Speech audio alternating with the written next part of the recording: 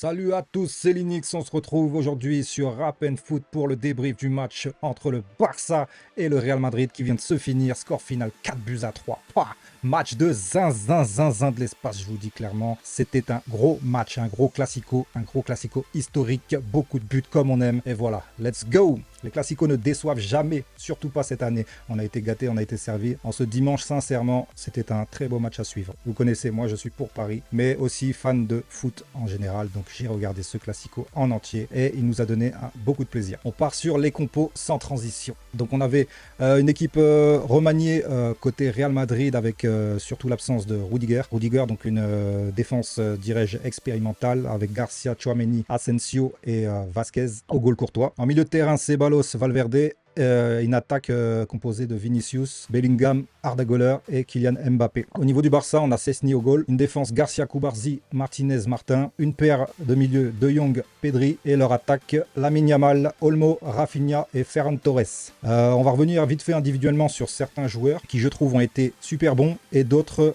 assez flopper. On va commencer par les bons élèves. Yamal, top match, il s'en sort avec un but et surtout un contenu comme on le connaît en fait, c'est une pépite. Il sera un jour, je pense, futur Ballon d'Or. Donc voilà, Rafinha qui a haussé son niveau de jeu par rapport à d'autres prestations récentes.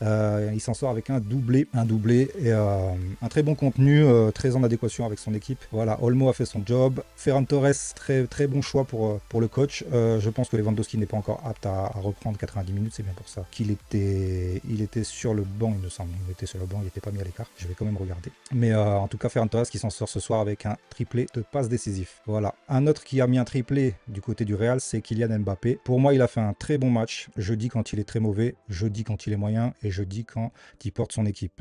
Pour moi, il a porté, disons, l'attaque. Parce que défensivement, on connaît. Mais sur ce match, il a porté l'attaque. En faisant ce triplé, surtout, il passe Pichichi. Il terminera sûrement meilleur buteur de cette Liga. Bon, je pense qu'il est content, mais c'est un aspect personnel. C'est un aspect personnel parce qu'au niveau collectif, le Real cette année est sur clairement une saison blanche. La Casablanca sera sur une saison blanche. Il était pourtant bien parti comme pas mal de matchs cette saison. Ils arrivent à bien rentrer dans leur match. Mènent assez rapidement 2-0 au bout de la 14e. Donc il y a un penalty de Mbappé à la 5e. Mbappé qui claque son doublé dès la 14e avec un Vinicius passeur. Mais après, sincèrement, assez éteint au niveau attaque. J'ai l'impression qu'ils ont voulu dès la 14e gérer un 2-0. Bon, en fait, l'histoire nous a montré que tu ne gères pas un 2-0 contre le Barça de cette année en tout cas. L'Inter en a fait les frais. Il ne faut pas s'arrêter.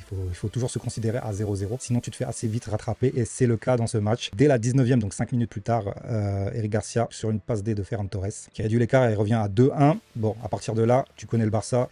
2-0. Comme l'a dit Yamal, cette année, en fait, ils ont clairement pas peur du Real. Ils ont beau mettre deux buts, lui, il sait qu'ils vont en mettre plus. Donc, ils ont une certaine confiance, un certain aspect mental et psychologique sur eux qui fait que même à 2-0, ils n'ont pas été inquiétés plus que ça. C'est surtout en fait la physionomie du match. Je pense que si tu arrives à tenir limite un 0-0 à la mi-temps et que tu places tes deux pions en deuxième mi-temps, c'est un autre aspect mental. En fait, leur défaut, c'est bizarre de dire ça que c'était un défaut, c'est de mener assez rapidement 2-0 à la 14e. Et du coup, consciemment, ils sont en train de reculer en se disant on joue à la défense. Mais le Real n'est pas une équipe défensive. Certainement pas cette année. Certainement pas avec tous leurs joueurs absent. Rudiger qui fait vraiment tout dans leur charnière n'était pas là. C'était pas ça qu'il fallait faire en fait, clairement. 2-0 c'est très bien, mais c'est pas assez. Ils se sont, je pense, arrêtés de jouer à ce moment-là. Donc 2-1, Garcia. Yamal, ce phénomène qui nous colle à un but dont il a le secret, à son spot. Vous savez, c'est l'enroulé pied gauche centré et qui termine petit filet. Courtois n'a pas bougé, il était sûrement masqué, mais c'était surtout un geste assez soudain. Donc difficile pour lui de l'arrêter. Il a fait clairement le geste qu'il fallait. Il a fait 2-2 à ce moment-là, à la 32e, sur une passe D de Ferran Torres. Et c'est là que l'aspect psychologique finit côté Real. Ce mental forgé depuis toutes ces années a complètement explosé. Quand tu vois qu'ils ont mené 2-0 et se sont fait reprendre à 2-2, à partir de là, Houston ne répondait plus. Madrid ne répondait plus clairement. 2-2. 32e le 2-2. En 4e minute, Rafinha qui les crucifie à la 34e minute, 2 minutes plus tard. Ça veut dire qu'en 2 minutes, ou si tu préfères en un quart d'heure, ils te retournent, ils te font une remontada en un quart d'heure. Imagine le bail, quand même. Méchant. Mais bon, c'est Pedri qui fait la passe D sur Rafinha. Et beaucoup de cartons jaunes dans ce match. un match assez tendu, c'est normal, c'est un classico. Donc ça c'est valable dans tous les pays, que ce soit du PSG-OM, du Real Barça, de l'Inter, Milan AC, tous ces classicos, c'est engagé physiquement, donc ça m'étonne pas. Et voilà, Rafinha qui nous claque son doublé en fait à la 45e, juste avant la mi-temps, tu sais, ce moment-là qui te dit, le Real s'est dit, allez, 3-2 mi-temps, on va pouvoir se reposer, revenir en toute bonne forme, tout ça, et ce moment qui te met un -1, qui te met par 2 buts directement à la mi-temps, donc score à la mi-temps 4-2, match de zinzin. Tu vois 6 buts en une mi-temps, tu sais que tu es sur un match anthologique, comme on dit. Et cet aspect mental, en tout cas, pour les prochaines années, je peux vous dire qu'ils l'ont assez marqué du fer rouge sur le Real. Les fesses du Real, ah là là là, ça fait très mal. Très mal de ne pas avoir battu son adversaire, ne serait-ce qu'une fois cette année. C'est une dinguerie. Bon, ils reviennent à la pause, en deuxième mi-temps tout simplement, avec un changement, Güler qui sort, qui n'a pas fait un grand match, donc voilà, Brahim Diaz qui rentre, Modric qui prend la place à Ceballos, en gros il nous change limite son petit milieu de terrain côté droit, et voilà, Asensio qui prend son carton jaune à la 50e, qui aurait dû déjà prendre son carton. Pour moi c'est vraiment pas un défenseur pour le Real. Après je m'en fous, ils ont qu'à le garder, hein. Comme ça, quand on le rencontre, ça sera du gâteau. Mais sincèrement, c'est pas du niveau d'un club comme ça. Ils le prennent par dépit, j'ai l'impression, cette année. Et voilà, quoi. C'est pas parce que tu fronces les sourcils que t'es un dur, en fait. Clairement pas. Clairement pas. Tu prends pas mal de cartons. En plus, c'est même pas pour le geste des fois. C'est ce côté, l'arbitre te voit, il a envie de te sortir, en fait. Tu peux pas avoir un faciès comme ça, toujours zef, énervé, tout, aigri de la vie, qu'il est pas content d'être sur le terrain. Tu contestes toutes les situations, tout ça. Donc pour moi, je pense qu'il s'est pris des rouges comme ça, beaucoup de cartons bêtes. Il doit encore choper cette mentalité et être beaucoup plus roublard en tout cas. Passons sur lui. Bon là, on avait vu les compos. Je vais vous montrer directement les stats. Les stats directement, ça sera beaucoup plus parlant. On sort les compos, bienvenue les stats, et voilà, regardez, le score finit à 4-3. Donc c'est Mbappé qui réduit la marge à la 70e sur une passe D encore de Vinicius. Bon, il s'en sort quand même avec 2 passes D, mais c'est pas le Vinicius ballon d'orisé qu'il aurait pu avoir l'année dernière, c'est vraiment pas la même personne, c'est vraiment pas le même joueur. On a perdu Vinicius cette année avec cette arrivée de Mbappé, pour moi ça... C'est pas que ça colle pas, normalement 2 stars savent s'entendre, mais ça ne correspond pas à la mentalité du Real qui se sont tués à se forger ces dernières années et qui fait que cette équipe était redoutable et redoutée. Cette année, personne n'a eu peur du Real. Personne, mais absolument personne. N'importe quelle équipe et même en Liga. Enfin bon. Le match se déroule assez haché, beaucoup d'occasions par contre, beaucoup de situations ping-pong, attaque-défense, défense-attaque. Bon, c'est bien pour le plaisir, mais ce score, en fait, ce 4-3, reflète un je m'en foutisme défensif.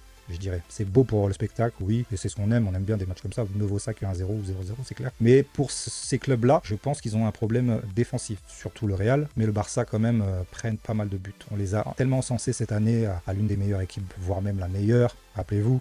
Moi, je l'ai jamais pensé, clairement. Tu peux pas prétendre être la meilleure équipe d'Europe en ayant une défense qui prend des 3 buts par match, même si t'en mets 4. Le match s'est déroulé comme ça. Des situations litigieuses et un but refusé aussi pour le Barça sur une main de Ferran Lopez. Le match s'est déroulé ainsi et voilà, il s'est fini en 4-3, score de zinzin. Je vous rappelle, ça a été un très très beau match. Il y avait pas mal de matchs aujourd'hui. En plus, Liverpool-Arsenal qui a débuté en même temps. J'ai préféré terminer ce match, ce classico. Aux dernières nouvelles, il y a eu 2-2. Je vais aller voir directement ce qui s'est passé. Et surtout, je vais aller suivre l'Inter. Vous connaissez. J'espère qu'ils auront pas mal de blessures d'ici la fin du mois. Ouais, je l'avoue. Je m'en fous. Ah, je m'en fous, je vous dis. Si Lautaro, si Thuram, si leurs meilleurs joueurs peuvent se blesser, je dis pas non. Bref, là n'est pas le sujet. On revient sur ce classico. Tout ça pour vous dire que c'était un excellent spectacle. Moi qui suis fan de foot depuis des années.